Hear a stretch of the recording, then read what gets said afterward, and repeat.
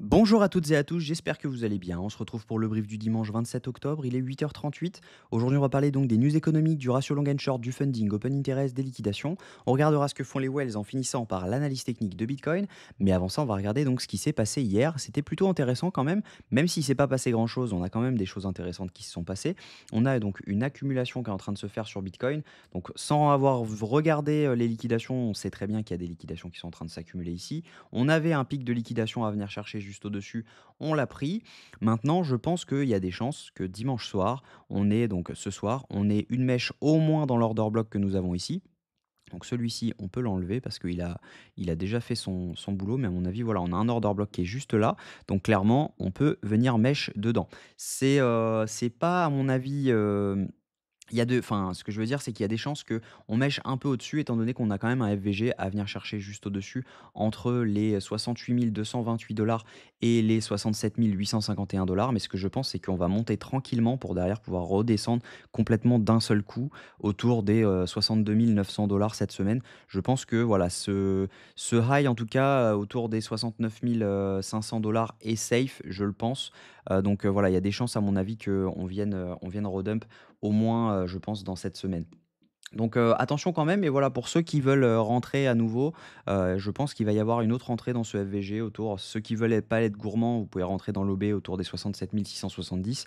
Mais moi, je pense que je vais refaire une entrée, étant donné que j'ai pris des profits dans cette zone-ci sur mon short. Je pense que je vais refaire une entrée pour avoir donc ces 1% de risque. Si jamais on vient dans cette zone, je pense que voilà, il y aura une entrée à faire là-dedans et avec un SL un peu plus serré.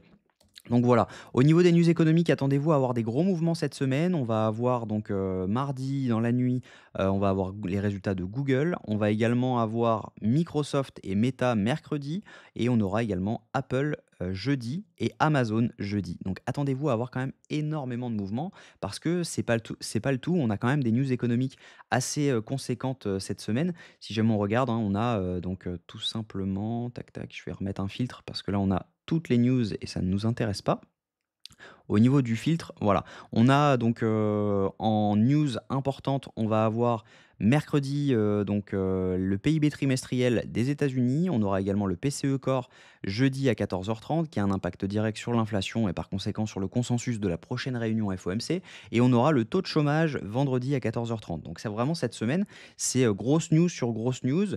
On a des news au niveau donc, des entreprises et on a des news au niveau économique. Donc clairement, ça va être très, très volatile, je pense, cette semaine. Donc faites attention quand même, n'allez pas sur des trades, où vous posez la maison parce que clairement ça peut partir dans un sens ou dans l'autre. Ce sera vraiment les news qui feront le marché.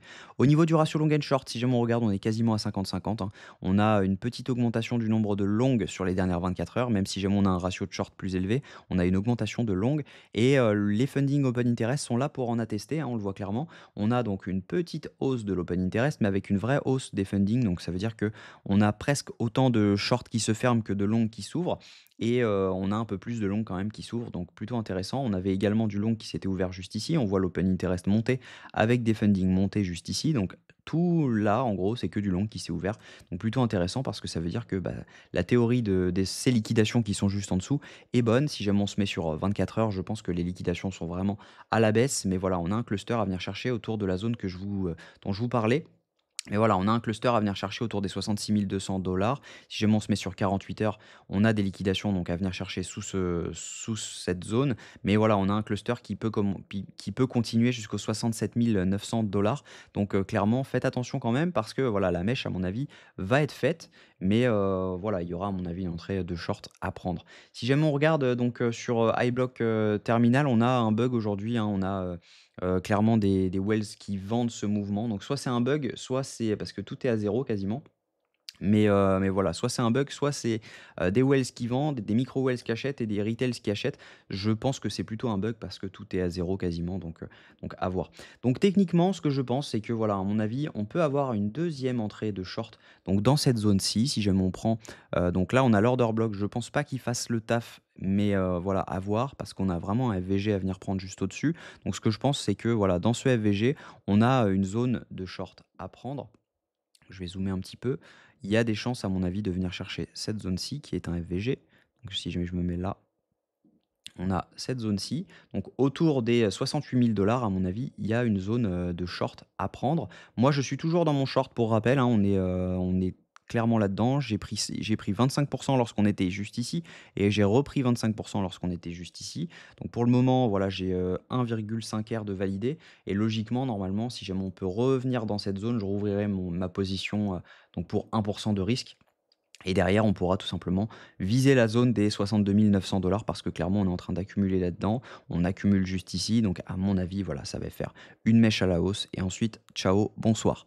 Donc voilà, j'espère que cette vidéo vous a plu. Si c'est le cas, je vous invite à vous abonner, à liker cette vidéo et à commenter ce que vous en pensez. Est-ce que vous êtes plutôt long ou short et voilà, ça m'intéresse. Je vous souhaite un très bon dimanche. Prenez soin de vous. Bonne journée. À demain, même heure.